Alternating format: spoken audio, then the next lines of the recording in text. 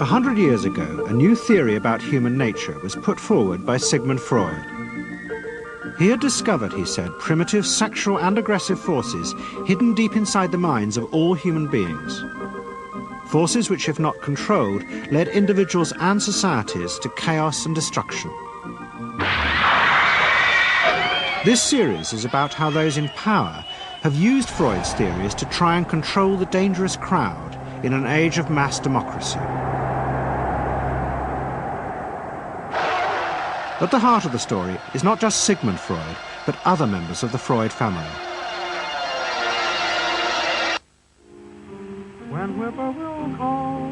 This episode is about Freud's American nephew, Edward Bernays. Bernays is almost completely unknown today, but his influence on the 20th century was nearly as great as his uncle's. Because Bernays was the first person to take Freud's ideas about human beings and use them to manipulate the masses.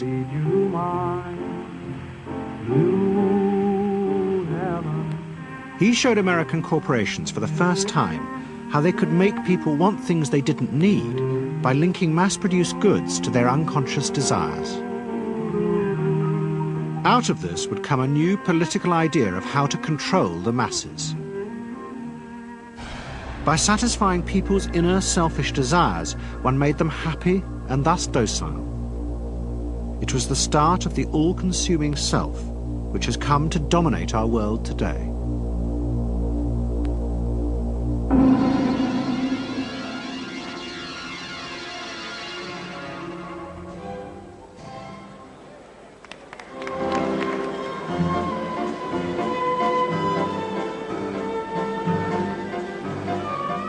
Freud's ideas about how the human mind works have now become an accepted part of society, as have psychoanalysts.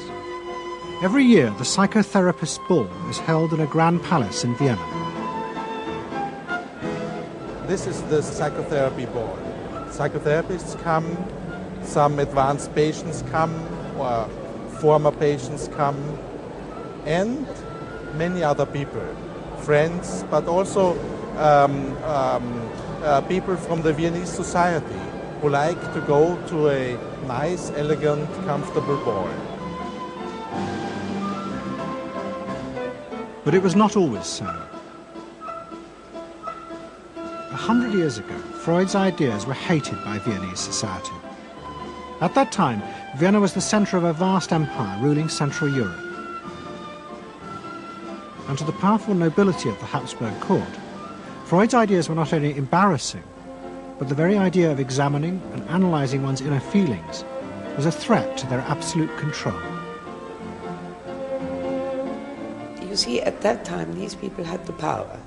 And of course, you just were not allowed to show your bloody feelings. I mean, you just couldn't. You know, I mean, you couldn't, if you were unhappy. Can you imagine, you, for instance, you sit somewhere in the country in a castle, you are deeply unhappy, you are a woman. You couldn't go to your maid and cry on her shoulders, or you couldn't go into the village and complain, you know, about your feelings. I mean, you couldn't, it was like selling yourself to somebody. You just couldn't, you know, because they had to respect you. Now, of course, Freud, you see, put that thought very much into question, because you see, to examine yourself, you would have to put a lot of other things into question, your society, everything what surrounds you. And that wasn't a good thing at that time. Why not? Because your self-created empire, to a certain extent, would have fallen into bits much earlier already. But what frightened the rulers of the empire even more was Freud's idea that hidden inside all human beings were dangerous instinctual drives. Freud had devised a method he called psychoanalysis. By analysing dreams and free association, he had unearthed, he said, powerful sexual and aggressive forces, which were the remnants of our animal past. Feelings we repressed because they were too dangerous. Freud devised a method for exploring a hidden part of the mind, which we nowadays call the unconscious, which is a part that is totally unknown to our consciousness, that there exists a barrier in all our minds which prevents these hidden and unwelcome impulses of the unconscious from emerging. Good night.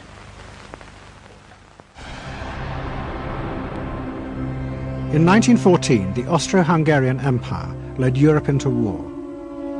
As the horror mounted, Freud saw it as terrible evidence of the truth of his findings. The saddest thing, he wrote, is that this is exactly the way we should have expected people to behave, from our knowledge of psychoanalysis.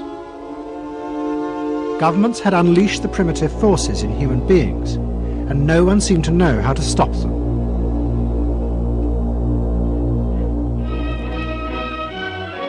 At that time, Freud's young nephew, Edward Bernays, was working as a press agent in America. His main client was the world-famous opera singer Caruso, who was touring the United States.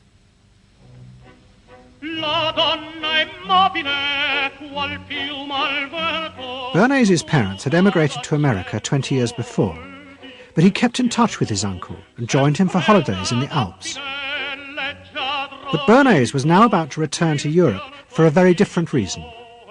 On the night that Caruso opened in Toledo, Ohio, America announced it was entering the war against Germany and Austria. As a part of the war effort, the US government set up a Committee on Public Information, and Bernays was employed to promote America's war aims in the press. The President, Woodrow Wilson, had announced that the United States would fight not to restore the old empires, but to bring democracy to all of Europe. And Bernays proved extremely skillful in promoting this idea, both at home and abroad. And at the end of the war, he was asked to accompany the President to the Paris Peace Conference. Then, to my surprise, they asked me to go over with Woodrow Wilson to the peace conference. And at the age of 26, I was in Paris for the entire time of the peace conference that was held in the suburb of Paris, and we worked to make the world safe for democracy. That was a big slogan. Wilson's reception in Paris astounded Bernays and the other American propagandists. Their propaganda had portrayed Wilson as a liberator of the people, a man who would create a new world in which the individual would be free. They had made him a hero of the masses. And as he watched the crowds surge around Wilson, Bernays began to wonder whether it would be possible to do the same type of mass persuasion, but in peacetime. When I came back to the United States, I decided that if you could use propaganda for war, you could certainly use it for peace. And propaganda got to be a bad word because of the Germans using it. So what I did was to try to find some other words. So we found the word Council on Public Relations. Bernays returned to New York and set up as a public relations counsel in a small office off Broadway. It was the first time the term had ever been used. Since the end of the 19th century, America had become a mass industrial society, with millions clustered together in the cities. Bernays was determined to find a way to manage and alter the way these new crowds thought and felt. To do this, he turned to the writings of his uncle Sigmund. While in Paris, Bernays had sent his uncle a gift of some Havana cigars. In return, Freud had sent him a copy of his general introduction to psychoanalysis. Bernays read it, and the picture of hidden irrational forces inside human beings fascinated him. He wondered whether he might make money by manipulating the unconscious. What Eddie got from Freud was indeed this idea that there is a lot more going on in human decision-making, not only among individuals, but even more importantly among groups, than this idea that information drives behavior. And so Eddie began to formulate this idea that you had to look at things that would play to people's irrational emotions. And you see, that moved Eddie immediately into a different category from other people in his field, and most government officials and managers of the day, who thought if you just hit people with all this factual information, they would look at that and say, oh, of course. And Eddie knew that was not the way the world worked.